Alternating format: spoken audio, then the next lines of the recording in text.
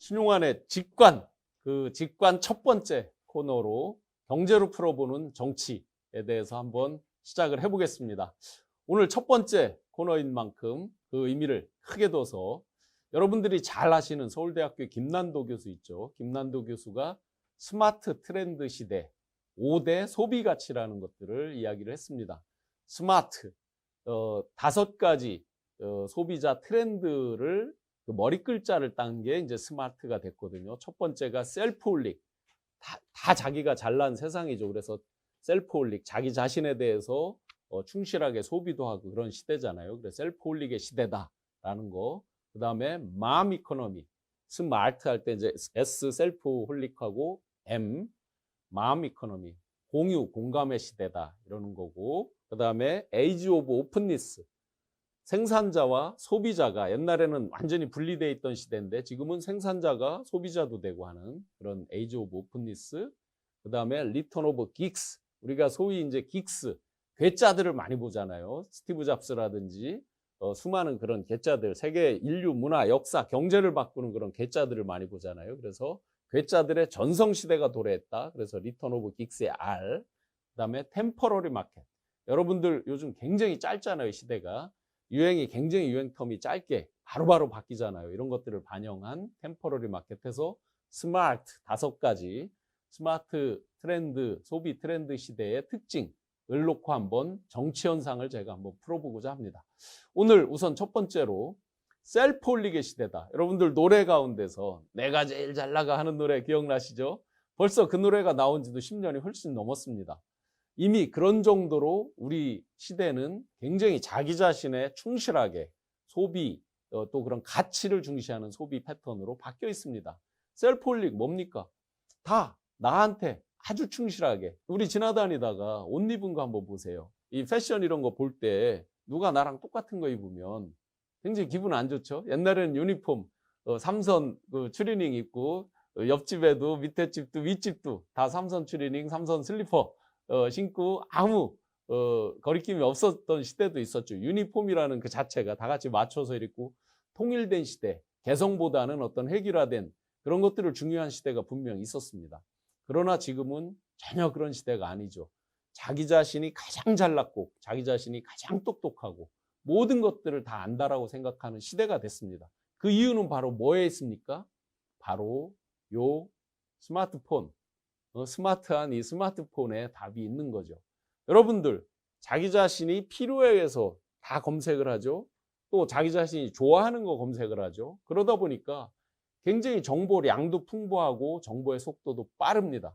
옛날에는 소위 정치 지도자나 경제 지도자 이런 리더들과 일반인들 간에 어떤 정보의 격차, 정보의 갭이 많이 존재한다고 그랬습니다. 그런데 최근 들어서는 점점 그 갭이 줄어들었습니다. 어찌 보면 정보의 양이 거의 동일한 정보의 양을 갖고 있다고 해도 과언이 아닐 정도죠. 다만 그 정보를 해석해서 자기 것으로 만들고 어떻게 그걸 현실에 소화를 했느냐, 그 능력만 약간씩 차이가 있지 나머지는 거의 다 비슷한 시대가 됐습니다. 그런 속에서 자기 결정권, 자기가 정말 똑똑해서 자기 스스로 판단하고 결정을 내리는 그런 자기 결정권이 정말 커진 거죠. 즉 스마트폰의 스마트한 소비 시대에는 스마트하게 자기 자신에게 충실하게 소비를 하는 경향들이 아주 강합니다. 그런데 우리 정치권 지금 어떻습니까? 지금 총선 한번 양당의 한번 패턴을 보시면 금방 답이 나올 거라고 생각을 합니다. 과연 여러분들의 그 스마트한 소비 패턴에 맞게 정치 지도자나 정치의 생산자들이 그렇게 스마트한 상품을 내놓거나 여러분들의 취향에 딱 맞는 그런 어떤 소비 패턴에 딱 맞는 그런 상품을 진열해 놓습니까?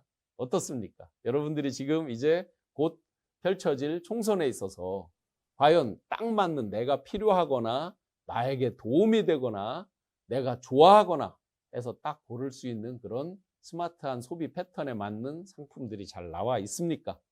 여든 야든 그 부분에 대해서는 아마 지금 마음속으로 보시는 시청자 여러분들이 이미 답을 내리고 있을 겁니다.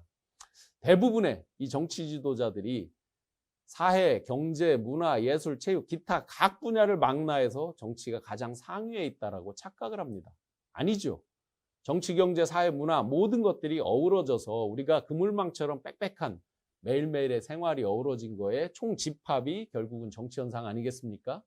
그러면 그런 매일매일 접하는 사회문화 예술 이 현상에 맞게 상품을 내놔야 되는데 전혀 그렇지 못한 게 우리의 현실이죠.